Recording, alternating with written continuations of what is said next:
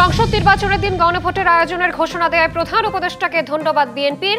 জন আকাঙ্ক্ষা পূরণ হয়নি বলছে জামায়াত। দেশে এক বছরে ৮ লাখ মানুষের নতুন করে ডায়াবেটিস শনাক্ত। শিশু ও তরুণদের আক্রান্তের হারও বাড়ছে। সুস্থ থাকতে নিয়ন্ত্রিত জীবনযাপনের পরামর্শ।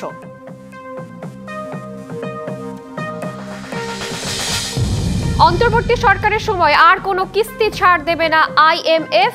ফেব্রুয়ারিতে নির্বাচনের পর এপ্রিলের শেষে নেওয়া হবে সিদ্ধান্ত।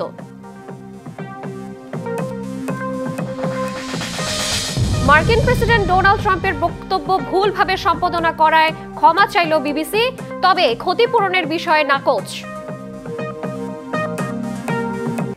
ফেব্রুয়ারির প্রথমার্ধে জাতীয় সংসদ নির্বাচনের দিনই হবে গণভোট, এমন সিদ্ধান্ত নিয়ে জারি করা হয়েছে জুলাই জাতীয় সনদ বাস্তবায়ন আদেশ। রাষ্ট্রপতির সইয়ের পর প্রকাশ হয়েছে এ সংক্রান্ত গ্যাজেট, যেখানে গণভোটে তত্ত্বাবধায়ক সরকার, উচ্চকক্ষ, সংসদের নারী প্রতিনিধি বৃদ্ধি সহ রয়েছে 4টি প্রশ্ন। একই সাথে সংবিধান সংশ্লিষ্ট বিষয়ের জন্য সংবিধান সংস্কার পরিষদ গঠনের সিদ্ধান্ত রয়েছে আদেশে। ২০২৪ সালের জুলাই আগস্টে ছাত্র জনতার অভ্যুত্থানে আওয়ামী লীগ সরকার পতনের পর যাত্রা শুরু হয় অন্তর্বর্তী সরকারের। ডক্টর মোহাম্মদ ইউনূসের নেতৃত্বের এই সরকারের অন্যতম গুরুত্বে ছিল সংস্কার। এরই পরিপ্রেক্ষিতে বিভিন্ন সংস্কার কমিশনের সুপারিশ, রাজনৈতিক দল ও বিশেষজ্ঞ মতামত নিয়ে গঠিত জুলাই জাতীয় সনদে রাজনৈতিক দলগুলোর স্বাক্ষরের পর বৃহস্পতিবার উপদেষ্টা পরিষদেও অনুমোদন হয় জুলাই জাতীয় সনদ। পরে রাষ্ট্রপতি মোহাম্মদ শাহাবুদ্দিনের সইয়ের পর তা প্রকাশ হয় গেজেট আকারে। এরপর বেলা ২:৩০টায় জুলাই সনদ বাস্তবায়ন নিয়ে জাতির উদ্দেশ্যে ভাষণ দেন প্রধান উপদেষ্টা ডক্টর মোহাম্মদ ইউনূস। সেখানে তিনি জানান, জাতীয় সংসদ নির্বাচনের দিনই অনুষ্ঠিত হবে গণভোট। আমরা সকল বিষয় বিবেচনা করে সিদ্ধান্ত নিয়েছি যে আগামী জাতীয় সংসদ নির্বাচনের দিনই গণভোটের আয়োজন করা হবে। অর্থাৎ জাতীয় নির্বাচনের মতো ভোটও ফেব্রুয়ারির প্রথমার্ধে একই দিনে অনুষ্ঠিত হবে। এতে সংস্কারের লক্ষ্য কোনোভাবে বাধাগ্রস্ত হবে না। নির্বাচন আরও উৎসবমুখর ও সাশ্রয়ী হবে। গণভোট অনুষ্ঠানের লক্ষ্যে উপযুক্ত সময়ে প্রয়োজনীয় আইন প্রণয়ন করা হবে। জুলাই সনদের আলোকে আমরা গণভোটের ব্যালটে উপস্থাপনীয় প্রশ্নও নির্ধারণ করেছি। গণভোটে থাকবে 4টি প্রশ্ন। এসবের মধ্যে প্রথম প্রশ্নে রয়েছে নির্বাচনকালীন তত্ত্বাবধায়ক সরকার, নির্বাচন কমিশন এবং অন্যান্য সাংবিধানিক প্রতিষ্ঠান জুলাই সনদ বর্ণিত প্রক্রিয়ার আলোকে গঠন করা হবে। আগামী সংসদ হবে 2 কক্ষের। জাতীয় নির্বাচনে দলগুলোর প্রাপ্ত ভোটের অনুপাতে 100 জন সদস্যের একটি উচ্চকক্ষ গঠিত হবে এবং সংবিধান সংশোধন করতে হলে উচ্চকক্ষের সংখ্যাগরিষ্ঠ সদস্যের অনুমোদন দরকার হবে। এ নিয়ে মতামত চাওয়া হবে দ্বিতীয় প্রশ্নে। আর সংসদে নারীর প্রতিনিধি বৃদ্ধি, বিরোধী দল থেকে ডেপুটি স্পিকার ও সংসদীয় কমিটির সভাপতি নির্বাচন, প্রধানমন্ত্রীর মেয়াদ সীমিতকরণ, রাষ্ট্রপতির ক্ষমতা বৃদ্ধি, মৌলিক অধিকার সম্প্রসারণ, বিচার বিভাগের স্বাধীনতা ও স্থানীয় সরকারসহ বিভিন্ন বিষয়ে যে 30টি প্রস্তাবে জুলাই জাতীয় সনদে রাজনৈতিক দলগুলো ঐক্যমত হয়েছে, সেগুলো বাস্তবায়নে আগামী নির্বাচনে বিজয়ী দলগুলো বাধ্য থাকবে, এমন বিষয় থাকবে তৃতীয় প্রশ্নে। এবং জুলাই সনদে বর্ণিত অন্যান্য সংস্কার রাজনৈতিক দলগুলোর প্রতিশ্রুতি অনুসারে বাস্তবায়ন করা হবে জানতে চেয়ে থাকবে চতুর্থ প্রশ্ন। এসব প্রশ্নে সুযোগ থাকবে হ্যাঁ বা না ভোট দেওয়ার। গণভোটের দিন এই 4টি বিষয়ের উপর একটি মাত্র প্রশ্নে আপনি হ্যাঁ বা না ভোট দিয়ে আপনার মতামত জানাবেন। জুলাই সনদ বাস্তবায়নের অঙ্গীকারনামা অনুসারে সংবিধানে জুলাই জাতীয় সনদ অন্তর্ভুক্ত করার ব্যবস্থা গ্রহণ করা হবে। এটিও আজকে অনুমোদিত আদেশে উল্লেখ করা হয়েছে। ডক্টর ইউনূস জানান, সংবিধান সংশ্লিষ্ট বিষয়ের জন্য গঠিত হবে সংবিধান সংশোধন পরিষদ। গণভোটের সংখ্যাগরিষ্ঠ ভোট হ্যাঁ সূচক হলে আগামী সংসদ নির্বাচনে নির্বাচিত প্রতিনিধি নিয়ে একটি সংবিধান সংস্কার পরিষদ গঠিত হবে। এই প্রতিনিধিগণ একই সাথে জাতীয় সংসদের সদস্য হিসেবে দায়িত্ব পালন করবেন। পরিষদ তার প্রথম অধিবেশন শুরুর তারিখ হতে 180 কার্যদিবসের মধ্যে সংবিধান সংস্কার করবে। সংবিধান সংস্কার সম্পন্ন হওয়ার পর 30 কার্যদিবসের মধ্যে সংসদ নির্বাচনে প্রাপ্ত ভোটের সংখ্যানুপাতে উচ্চকক্ষ গঠন করা হবে। এর মেয়াদ হবে নিম্নকক্ষের শেষ কার্যদিবস পর্যন্ত। জাতির স্বার্থে জুলাই জাতীয় সনদ বাস্তবায়নের পক্ষে থেকে রাজনৈতিক দলগুলোকে ঐক্যবদ্ধ থাকার আহ্বানও জানান প্রধান উপদেষ্টা। দলীয় স্বার্থ অতিক্রম করে সম্মিলিত আকাঙ্ক্ষা ও জাতীয় চাওয়াকে ঊর্ধ্বে তুলে ধরে। তাই আমি আশা করি আমাদের এই সিদ্ধান্ত জাতির বৃহত্তর স্বার্থে রাজনৈতিক দলগুলো মেনে নেবে। একটি উৎসবমুখর জাতীয় নির্বাচনের দিকে জাতি এগিয়ে যাবে। এর মাধ্যমে আমরা নতুন বাংলাদেশে প্রবেশ করব। আমরা নতুন বাংলাদেশ গড়ার দ্বার প্রান্তে এসে পৌঁছলাম। মনিরুল সোহাগ, ডিবিসি নিউজ, ঢাকা। প্রধান উপদেষ্টার ভাষণের পর জাতি স্বস্তি পাবে বলে আশা ছিল, কিন্তু ভাষণ বিশ্লেষণ করলে দেখা যায় জন আকাঙ্ক্ষা পূরণ হয়নি। এই মন্তব্য করেছেন জামায়াত ইসলামীর নায়েবে আমির ডাক্তার সৈয়দ আব্দুল্লাহ মোহাম্মদ তাহের। বৃহস্পতিবার রাতে জামায়াত ইসলামী সহ সমমনা 8 দলের বৈঠক শেষে সংবাদ সম্মেলনে এ কথা বলেন তিনি। অন্যদিকে বিএনপির স্থায়ী কমিটির জরুরি বৈঠক শেষে দলের মহাসচিব মির্জা ফখরুল ইসলাম আলমগীর ফেব্রুয়ারিতে নির্বাচন ও একই দিনে গণভোটের সিদ্ধান্তে সরকারকে ধন্যবাদ জানান। আমরা আশা করেছিলাম আজকে প্রধান উপদেষ্টার ভাষণের মাধ্যমে একটা সুষ্ঠু সমাধান হবে এবং পুরো জাতি একটা স্বস্তি পাবে বলে আমরা আশা করেছিলাম। সনদের কার্যকারিতার জন্য জাতীয় নির্বাচনের আগে যে গণভোট অপরিহার্য, এখানে উনি আবার বিভ্রান্ত তৈরি করেছেন এই কথা বলে যে গণভোট আর জাতীয় নির্বাচন একসাথে হবে। এটা আমরা নিন্দা জানাচ্ছি এবং আমরা আহ্বান জানাই যে এটি উনি প্রত্যাহার করবেন। আগামী ফেব্রুয়ারি মাসের প্রথমার্ধে জাতীয় সংসদ নির্বাচনের ঘোষণা পুনর্ব্যক্ত করায় এবং সংসদ নির্বাচনের দিন গণভোট অনুষ্ঠানের ঘোষণা দেয় বিএনপির ভারপ্রাপ্ত চেয়ারম্যান জনাব তারেক রহমানের সভাপতিত্বে অনুষ্ঠিত বাংলাদেশ জাতীয়তাবাদী দল বিএনপির জাতীয় স্থায়ী কমিটির সভায় তাকে ধন্যবাদ জানানো হয়। জাতীয় নির্বাচনের দিন গণভোট আয়োজনের বিষয়ে নিজেদের মধ্যে আলোচনা করে মতামত জানাবে নির্বাচন কমিশন। কথা বলেছেন সিইসি এএমএম নাসির উদ্দিন। রাজধানীর আগারগাঁওয়ে নির্বাচন ভবনের রাজনৈতিক দলের সাথে সংলাপে কথা জানান তিনি। বৃহস্পতিবার এই আয়োজনের প্রথম দিন ডাকা হয় 12টি দলকে। মাননীয় প্রধান উপদেষ্টা বলেছেন একই দিনে রেফারেন্ডাম গণভোট হবে আর জাতীয় নির্বাচন হবে। নির্বাচন কমিশনের মতামত কি, তারপরে চ্যালেঞ্জিং হবে কিনা আর ভোটের উপর প্রভাব পড়বে কিনা। এক নম্বর হচ্ছে আমার তো বক্তৃতাটা শোনার সুযোগ হয় নাই। আমি আপনাদের সাথে এখানে মিটিং এ ছিলাম, আমি বক্তৃতা শুনি নাই। একটা জিনিস যেটা আমি শুনি নাই, এটা উনি কোন লাইনে বলেছেন, কি বলেছেন আর ওনাদের প্রস্তাবটা কি ইত্যাদি বিস্তারিত না জেনে কিছু কোনো মন্তব্য করা ঠিক না। আমরা ফর্মালি বিষয়গুলো জানলে তখন আমরা এক্সারসাইজ করে আমাদের সব বসে আমাদের কমিশনে আলাপ আলোচনা করে তখন আমরা একটা মতামত দিতে পারবো। দেশে ডায়াবেটিসে আক্রান্ত রোগীর সংখ্যা বাড়ছে। গত 1 বছরে 8 লাখ মানুষ নতুন করে ডায়াবেটিসে আক্রান্ত হয়েছেন। আন্তর্জাতিক ডায়াবেটিস ফেডারেশনের তথ্য এমন। বয়স্কদের পাশাপাশি শিশু ও তরুণদের আক্রান্তের হারও বাড়ছে। নীরব ঘাতক এই আজীবনের অসুখ প্রতিরোধযোগ্য বলে জানান বিশেষজ্ঞরা। সুস্থ থাকতে নিয়ন্ত্রিত ও স্বাস্থ্যকর জীবনযাপনের পরামর্শ দিয়েছেন তারা। এমন বাস্তবতায় আজ সারা দেশে পালিত হচ্ছে বিশ্ব ডায়াবেটিস দিবস।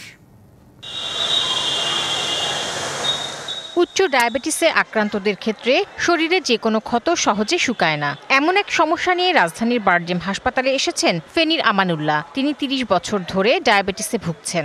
ডায়াবেটিসটা আজকে 30 বছর, আগে কিছু হয় না, এখন ওই কাদা পানি ওর পাগুলো নষ্ট হয়ে গেছে আর কি, পচা ধরছে। একই হাসপাতালে মাদারীপুর থেকে স্বজনরা নিয়ে এসেছেন 45 বছর বয়সী ফালান সরকারকে। দীর্ঘদিন ডায়াবেটিসে ভোগার কারণে তারও হাঁটুতে পচন ধরেছে। লেফট নিতে তো ফোড়ার মতো ছিল, তাই মনে করছে যে পুইজ হয়েছে, এটা বা গালায় দিলে পরেই হবে। গালানোর পরে আর ওইটা দেখতেছে যে আর করতেছে না, শুকাচ্ছে না। ডায়াবেটিসে শরীর রক্তে শর্করার মাত্রা সঠিকভাবে নিয়ন্ত্রণ করতে পারে না, কারণ শর্করার মাত্রা নিয়ন্ত্রণকারী ইনসুলিন নামের হরমোন কম উৎপাদন হয়। ডায়াবেটিস চিকিৎসার জাতীয় নির্দেশিকা অনুযায়ী দেশে 1,39,00,000 মানুষ ডায়াবেটিসে আক্রান্ত মানুষের সংখ্যার দিক দিয়ে বাংলাদেশের অবস্থান বিশ্বে 8ম। ডায়াবেটিসের কিছু প্রচলিত লক্ষণ যেমন ক্ষুধা বেশি লাগা, পানি পিপাসা বেশি লাগা, ঘন ঘন প্রস্রাব হওয়া, ওজন কমে যাওয়া এবং দুর্বল লাগা, একজন এই সিমটমগুলি থাকলে ডায়াবেটিস নিয়ে আসেন। ডায়াবেটিস সাধারণত 2 ধরনের, টাইপ 1 ও টাইপ 2। বিশেষজ্ঞরা জানান টাইপ 2 ডায়াবেটিসে আক্রান্ত রোগীর সংখ্যা এদেশে বেশি। এদের মধ্যে অনেকেই জানেন না তিনি এ রোগে আক্রান্ত। অনেক লোক জটিলতা নিয়েই প্রথম ডায়াগনোস হয়। ডায়াবেটিস বস্তুতপক্ষে এমন একটা রোগ শরীরের সব অঙ্গ প্রত্যঙ্গকে আক্রান্ত করে। প্রথম হলো মাথায় স্ট্রোক, দ্বিতীয় হলো রেটিনোপ্যাথি হয়ে অন্ধত্ব এসে যাবে, এন্ডোস্টেজ কিডনি ফেলিয়ারের প্রধান কারণই তো ডায়াবেটিস। নিউরোপ্যাথি ভাস্কুলোপ্যাথি মিলিয়ে তার তো পচনশীল ঘা হয়। চিকিৎসকরা জানান স্থূল শিশু ও গর্ভবতী নারীরা ডায়াবেটিসে আক্রান্ত হচ্ছেন। সুষম খাদ্য ও শৃঙ্খলিত জীবনী ডায়াবেটিস থেকে সুরক্ষা দিতে পারে সকলকে। ওজন বাড়ার সাথে সাথে বাচ্চাদের মধ্যে টাইপ 2 ডায়াবেটিস সেটা পাচ্ছি। প্রেগনেন্সি ডায়াবেটিস, যে মায়ের এখন গর্ভকালীন ডায়াবেটিস হলো তার ভবিষ্যতে ডায়াবেটিস হওয়ার ঝুঁকি বেশি। আবার গর্ভস্থ যে শিশু আছে সে ভবিষ্যতে বড় হয়ে ডায়াবেটিস হওয়ার ঝুঁকিটাও বাড়ছে। ডিসিপ্লিন, ডায়েট, ড্রাগ কন্ট্রোলটা ডায়াবেটিস লোকদের নিজেদের শিখে নিতে হবে। সেই তার মোটামুটি ডাক্তার ওষুধের ডোজ বাড়াতে কমাতে মোটামুটি সে তার জানতে হবে। 30 বছর বয়সের পর থেকে অবহেলা না করে নিয়মিত ডায়াবেটিস পরীক্ষা করার পরামর্শ দেন বিশেষজ্ঞরা। কমপ্লিকেশন জটিলতা হওয়ার পরে ডায়াগনোজ হওয়ার জন্য অপেক্ষা করা উচিত নয়। Tahsina Jessy, DBC news, Dhaka. বাংলাদেশের সঙ্গে রিজার্ভ ঋণের চুক্তি চালিয়ে যেতে বাধা নেই IMF-এর, তবে অন্তর্বর্তী সরকারের সময় আর কোনো কিস্তি ছাড় দেবে না সংস্থাটি। ফেব্রুয়ারিতে নির্বাচনের পর নতুন সরকার ক্ষমতায় এলে এপ্রিলের শেষে নেওয়া হবে এ বিষয়ে সিদ্ধান্ত। এমনটাই জানিয়েছেন IMF-এর গবেষণা বিভাগের ডেভেলপমেন্ট ম্যাক্রো ইকোনমিক্সের প্রধান ক্রিস পাপাজর্জিও। IMF-এর রিজার্ভ ঋণের ষষ্ঠ কিস্তি অন্তর্বর্তী সরকারের সময় মিলছে না, তা পরিষ্কার করে জানালেন সংস্থাটির গবেষণা বিভাগের এই কর্মকর্তা। ভার্চুয়াল ব্রিফিংয়ে তিনি জানান, নির্বাচিত সরকার ক্ষমতায় এলে এপ্রিলে নতুন মিশনের সঙ্গে পর্যালোচনার পর হবে সে সিদ্ধান্ত। ফেব্রুয়ারিতে নির্বাচনের পর এপ্রিলের শেষ দিকে একটি উচ্চ পর্যায়ের নতুন মিশন আসবে বাংলাদেশে। তখন নতুন সরকারের সঙ্গে আলোচনার পর ঋণের বাকি অর্থ ছাড়ের বিষয়ে সিদ্ধান্ত হবে। ব্রিফিংয়ে IMF কর্মকর্তা বলেন, শুধু দুর্বল ব্যাংক নয়, সরকারি ব্যাংকগুলোর সম্পদ মূল্যায়নও জরুরি। জানান, বাংলাদেশের অর্থনীতি নিয়ে রাজনৈতিক দলগুলোর পরিকল্পনা জানতেই বিএনপি ও জামায়াতের সঙ্গে বৈঠক করেছে IMF মিশন। বাংলাদেশের অর্থনীতি নিয়ে তাদের পরিকল্পনার কথা শুনেছি। প্রত্যেকেই আমাদের আশ্বস্ত করেছে ক্ষমতায় এলে সহযোগিতা অব্যাহত থাকবে। সংস্থাটির এ কর্মকর্তা জানান, এনবিআর-এর রাজস্ব আহরণ পরিস্থিতি IMF-এর প্রত্যাশামতো হয়নি। সংস্কার সহ যে কোনো কার্যক্রম পরিচালনায় রাজস্ব আহরণ বাড়ানো জরুরি। মূল্যস্ফীতি 4-5% ঘরে না আসা পর্যন্ত নীতি সুদহার কমানো উচিত নয়। তবে বাজার ভিত্তিক ডলার বা ব্যাংক খাতের সংস্কার যাই বলুন না কেন, সেজন্য আর্থিক সক্ষমতা দরকার। এই মুহূর্তে রাজস্ব আহরণ বাড়ানো জাতীয় গুরুত্বপূর্ণ বিষয় হওয়া উচিত। এনবিআর ও বাংলাদেশ ব্যাংক সহ সরকারি সংস্থাগুলোর সুশাসনের বিষয়ে সন্তোষ প্রকাশ করেন এই কর্মকর্তা। জানান, এখন নতুন সরকার ক্ষমতায় এলে এর ধারাবাহিকতা বজায় রাখতে হবে। মোস্তফা মাহবুব, ডিবিসি নিউজ, ঢাকা। মৌলভীবাজারের লাউয়াছড়া জাতীয় উদ্যানে কমেছে প্রাণীদের অবাধ বিচরণ। খাবার সংকট, পর্যটকের ভিড় আর বনের ভেতরে রেল ও সড়ক পথের কারণে বিপর্যস্ত বন্য প্রাণীরা। সীমানা প্রাচীর না থাকায় দখল হচ্ছে বনভূমি। যদিও বন বিভাগের দাবি কমেনি প্রাণী, তবে পর্যটন ও প্রকৃতি একসঙ্গে রক্ষা করাই বড় চ্যালেঞ্জ। দেশের অন্যতম সমৃদ্ধ বন মৌলভীবাজারের লাউয়াছড়া জাতীয় উদ্যান। একসময় এই বন ছিল নানা প্রজাতির প্রাণীর স্বর্গরাজ্য। ছিল হরিণ, মেছো বিড়াল, শকুর, উলুকের চলাচল আর পাখির কলরব। কিন্তু এখন বনের ভেতরে ট্রেনের শব্দ, গাড়ির হর্ন আর পর্যটকের ভিড়ে হারিয়ে যাচ্ছে বনের স্বাভাবিক ছন্দ। এক বছরে প্রায় 1.5 লাখের বেশি পর্যটক টিকিট কেটে বনে প্রবেশ করেছেন। মানুষের আনাগোনায় হারাচ্ছে প্রাণ বৈচিত্র্য। এখানে আসার পর বাস্তবে দেখতেছি শুধু 3-4টা বানর ছাড়া আর কিছু দেখা যেতেছে না। ভিতরে মরুভূমির মতো, মানে সবকিছু শুকনা হয়ে রয়েছে, মানে তেমন ভালো লাগে নাই। বনের আয়তন 1250 হেক্টর হলেও নেই সীমানা প্রাচীর। প্রভাবশালী অনেকে দখল করেছেন বনভূমি। প্রাণীর যে নীরবতা, প্রাণীর যে তার যে স্বাভাবিক জীবনে এখানে বাধাগ্রস্ত হচ্ছে। খাবার দাবার নেই, সেগুলো তার লোকালয়ে চলে আসছে। বড় বড় গাছ ছিল, এখন সেই গাছ আর নেই। অনেক গাছগুলা গাছচুরেরা নিয়ে গেছে। 2014 সালের সবশেষ জরিপে 460 প্রজাতির উদ্ভিদ ও প্রাণী ছিল লাউয়াছড়ায়। কিন্তু বন বিভাগ এখন জানে না কতগুলো প্রাণী টিকে আছে কিংবা হারিয়ে গেছে।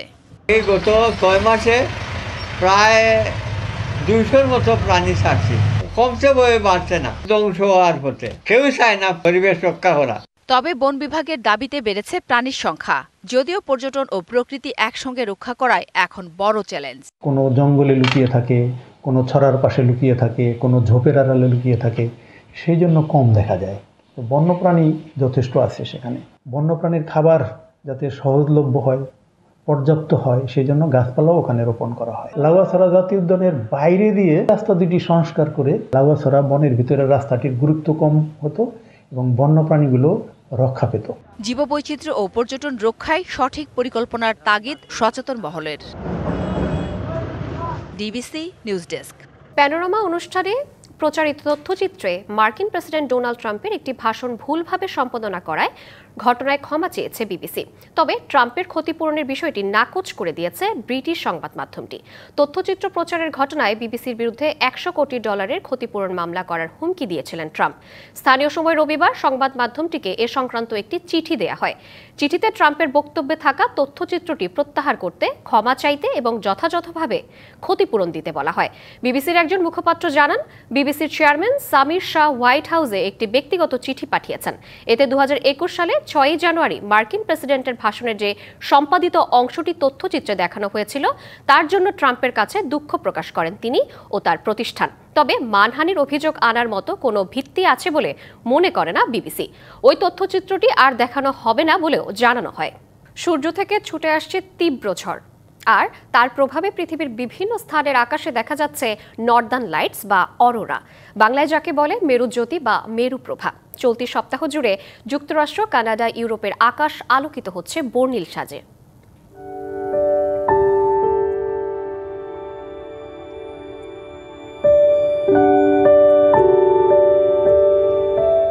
রাতের নীল আকাশ ধারণ করছে কখনো সবুজ, লাল কিংবা বেগুনি রঙে। মুহূর্তে মুহূর্তে পাল্টাচ্ছে নকশা। কয়েকটি রঙের বর্ণালীতে এক একটি রঙের ধারা পরস্পরকে আলিঙ্গন করছে নিপুণভাবে। আবার কখনো রূপ নিচ্ছে ধনুকের মতো বাঁকা হয়ে। অরোরা কিংবা মেরুপ্রভা প্রতিনিয়তই খেলছে ঢেউয়ের মতো তরঙ্গ আকারে। আবার কখনো সাইক্লোনের বায়ুকুণ্ডলীর মতো ঘূর্ণায়মান হয়ে ছড়িয়ে পড়ছে আকাশ জুড়ে। গত কয়েকদিন ধরে যুক্তরাষ্ট্রের শিকাগো, বোস্টন, সিয়াটল থেকে শুরু করে ক্যালিফোর্নিয়ার লস অ্যাঞ্জেলেস পর্যন্ত রাতের আকাশে দেখা যাচ্ছে এ রঙের খেলা। কানাডার মন্ট্রিয়ল, ভ্যাঙ্কুভার, এমনকি আয়ারল্যান্ড ও যুক্তরাজ্যের উত্তরাঞ্চলেও রাতের আকাশ জ্বলে উঠছে সবুজ, বেগুনি আর লাল আলোয়। মেরুপ্রভার রঙের বৈচিত্র্যের মতো এর নামকরণ ও ধরনেও রয়েছে বিচিত্র মোহময়তা। ইতালিয়ান জ্যোতির্বিজ্ঞানী গ্যালিলি মেরুপ্রভার নামকরণ করেন অরোরা বা ভোরের দেবী হিসেবে।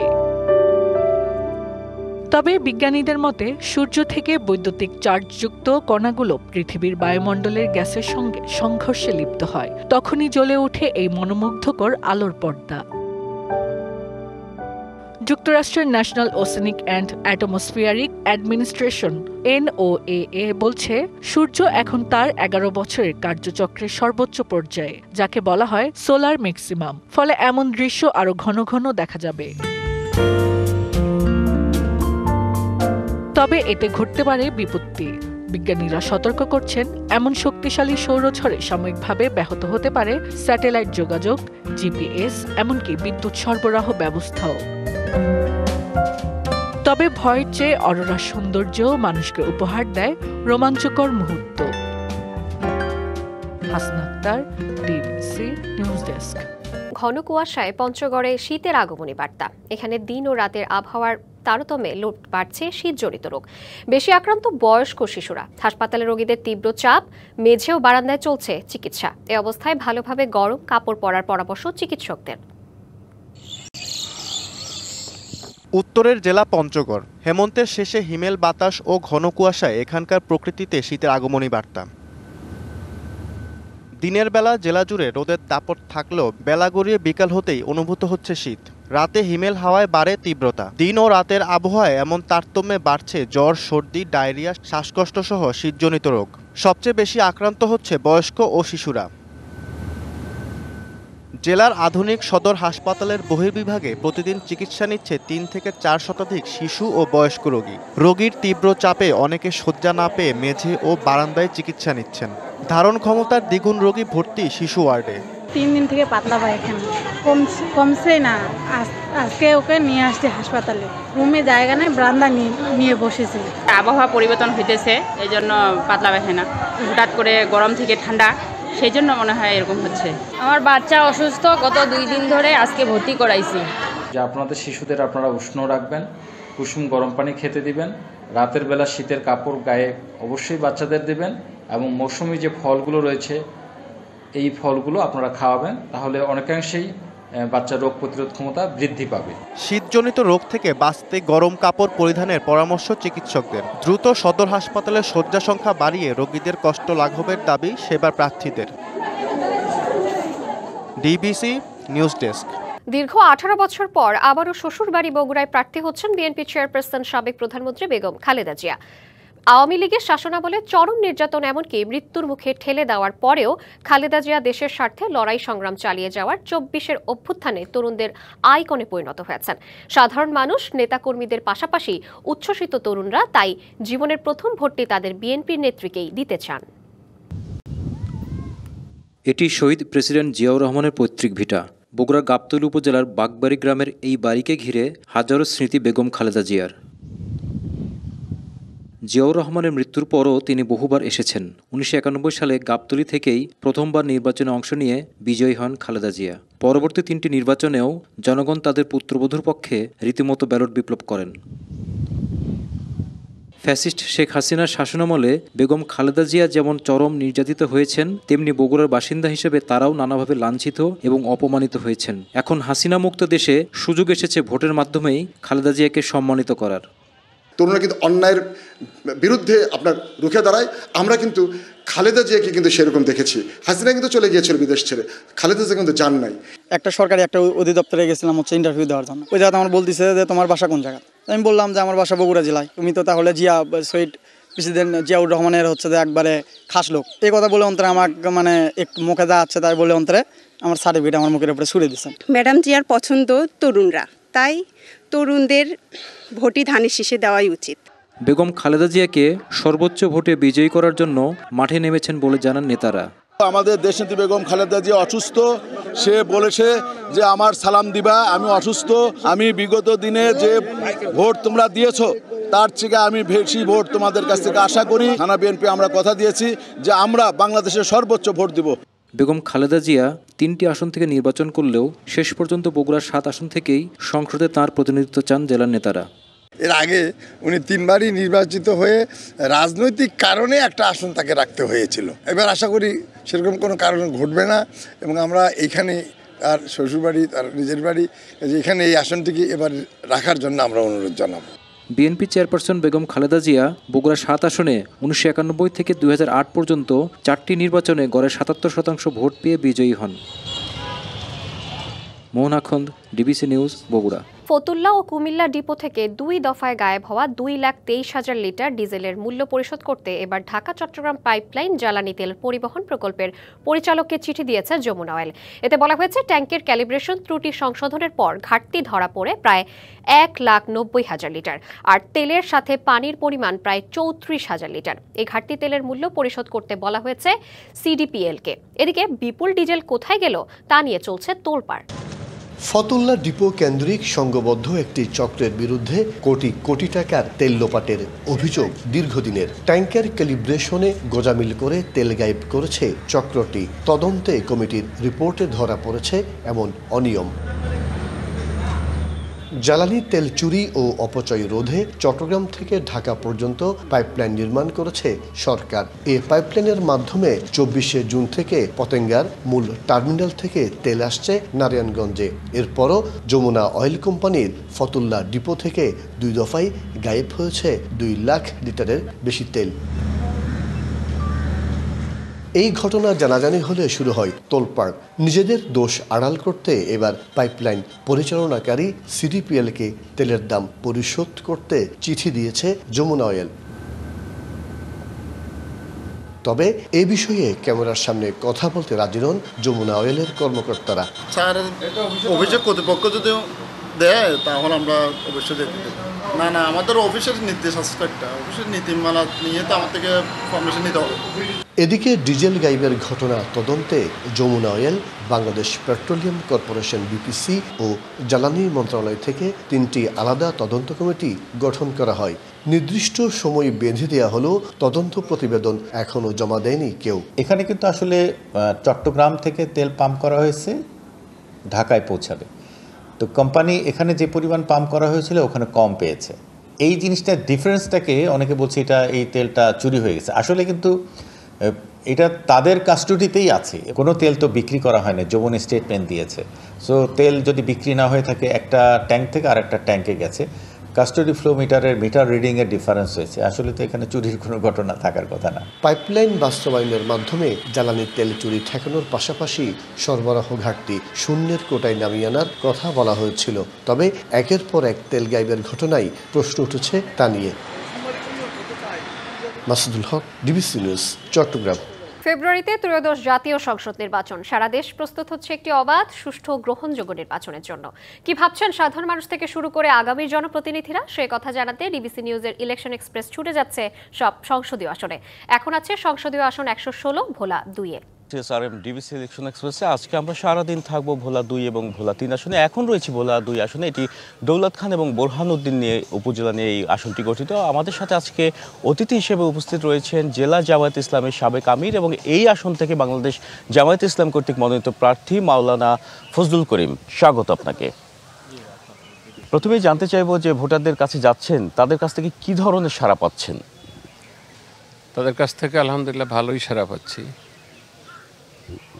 তারা কি বলছেন, কি কি সংকটের কথা বলছেন? বিগত দিনগুলোতে আমরা দেখেছি জামায়াত ইসলামী এই আসন থেকে কখনো জয়লাভ করতে পারেনি, তো এখন কি ধরনের আপনাদের প্রস্তুতি রয়েছে?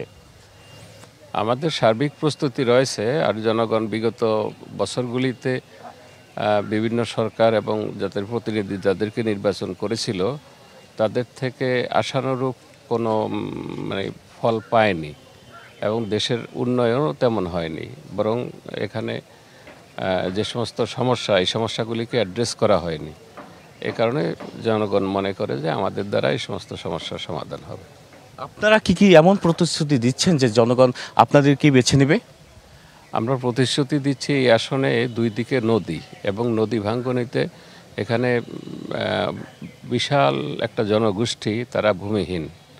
তো তাদের ভূমির ব্যবস্থা করা হয়নি, টেকসই এখানে কোনো উন্নয়ন কাজ হয়নি। যা হয়েছে সেখান থেকে টাকা পয়সা মারমারিং হয়েছে, যে সমস্ত কারণে এখানকার জনগণ হতাশ। তাছাড়া চাঁদাবাজি থেকে আরম্ভ করে জনগণের যে চর জেগে ওঠা, এগুলি দখল করা থেকে আরম্ভ করে এখানে হেন অপরাধ নাই, যা হচ্ছে না, এ সমস্ত কারণে জনগণ হতাশ। আর জনগণ মনে করে জামাত ইসলামী দুর্নীতিমুক্ত, এই জন্য তাদের পক্ষেই দুর্নীতিমুক্ত একটা সমাজ উপহার দেওয়া সম্ভব। এ কারণেই জনগণ আমাদের ব্যাপারে বেশি প্রত্যাশী। গতকাল প্রধান উপদেষ্টা যেমনটি বলেছিলেন যে গণভোট এবং নির্বাচন একই দিন অনুষ্ঠিত হবে, এবং আপনারা এটি আসলে কি ধরনের সংকট তৈরি করতে পারে বলে মনে করছেন আপনারা? আমরা মনে করছি যে বিগত দিনেও বাংলাদেশে গণভোট হয়েছে, কিন্তু সেই গণভোটটা ভিন্ন হয়েছে এবং জাতীয় নির্বাচন ভিন্ন হয়েছে। জনগণ এভাবে দিতে অভ্যস্ত না। আর তাছাড়া আপনার জানার অবশ্যই জানেন যে আমাদের এখানের জনগণ অতটা সচেতন নয়, শিক্ষার হার কম হওয়ার কারণে। সুতরাং তারা আসলে এই বিষয়টাকে গোলায় ফেলবে, এই জন্য কাঙ্ক্ষিত ফলাফল এখানে আসবে না, জনমতের প্রতিফলন এতে ঘটবে বলে মনে হয় না। ইসলামী দলগুলো মিলে জোট গঠনের যে সিদ্ধান্ত হয়েছেন কিংবা আসন সমঝোতা বিষয় আছে, সেক্ষেত্রে কোন বিষয়টিকে আপনাদের দল থেকে প্রাধান্য দেবেন বেশি? আমরা এখানে প্রাধান্য দেব যে দেখেন প্রত্যেকেরই একটা ভেজ এরিয়া আছে। তো আমাদের ইসলামী দলগুলির মধ্যে যে সমস্ত দলগুলি আমাদের সাথে জোটবদ্ধ হয়েছে, তাদের দলগুলো অতটা সারা দেশব্যাপী তাদের যে ভোটার এমনটা নেই। এই জন্য আমরা যাদের যেখানে প্রভাব আছে, সেই ভোটারদের চাহিদা ইত্যাদি আছে, সেটা দেখেই আমরা তাদের সাথে সমঝোতা করব। এই আসন থেকে প্রধান প্রতিদ্বন্দ্বী হিসেবে কাকে মনে করছেন এবং জয়ের ব্যাপারে আপনারা কতটা আশাবাদী? এখানে বিএনপির যে নির্বাচন করছেন তাকেই আমরা প্রধান প্রতিদ্বন্দ্বী মনে করি, তবে আমরা জয়ের ব্যাপারে 100% আশাবাদী। সবশেষ প্রশ্ন, যে আগামী নির্বাচনে যে আপনারা আশা করছেন এবং প্রতিশ্রুতি দিচ্ছেন, এই আশার প্রতিফলন কি বাস্তবেই, যদি নির্বাচনে জয়ী হতে পারেন তাহলে সেই প্রতিশ্রুতি বাস্তবায়ন কি সম্ভব? অবশ্যই সম্ভব, কারণ অযৌক্তিক কোনো আশ্বাস আমরা দিচ্ছি না, এটা অবশ্যই সম্ভব ইনশাআল্লাহ। যেমনটি বলছিলেন, এখানকার যারা প্রার্থী রয়েছেন তারা ভোটারদের দ্বারে দ্বারে গিয়েছেন এবং তাদের কাছ থেকে যে কথা শুনছেন এবং তাদের প্রতিশ্রুতিও দিচ্ছেন যে নির্বাচনে জয়ী হতে পারলে এই এলাকার উন্নয়নে তারা মনোনিবেশ করবেন। এরপরে আমরা এই সংসদীয় আসনের অন্য কোনো রাজনৈতিক প্রার্থীর সাথে কথা বলবো এবং তাদের আসন্ন নির্বাচন উপলক্ষে তাদের ভাবনা আপনাদের কাছে তুলে ধরবো। সে পর্যন্ত দেখতে থাকুন CSRM DBC election express. DBC সংবাদ এই ছিল এখনকার মতো। ডিবিসি নিউজের সংবাদগুলো পড়তে ভিজিট করুন dbcnews.tv আর ভিজিট করুন ডিবিসি নিউজের ফেসবুক পেজ এবং ইউটিউব চ্যানেল। ডিবিসির সঙ্গেই থাকুন।